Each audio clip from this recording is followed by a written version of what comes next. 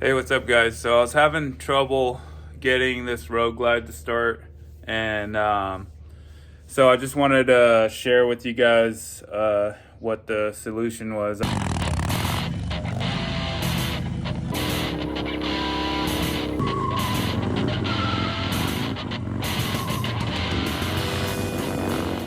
I kept cranking it over, and it would not start. Yeah, I got about a different bike. So before you go running around and doing all this stuff to your bike, make sure you open up the fuel pump, because the line that goes from the top of your fuel pump down to the bottom of the pit cock, sometimes will have a hole in it.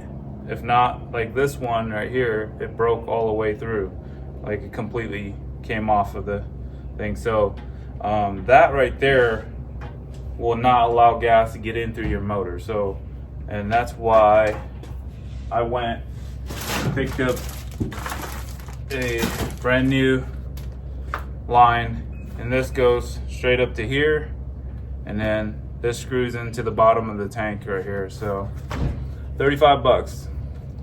In with the new, out with the old.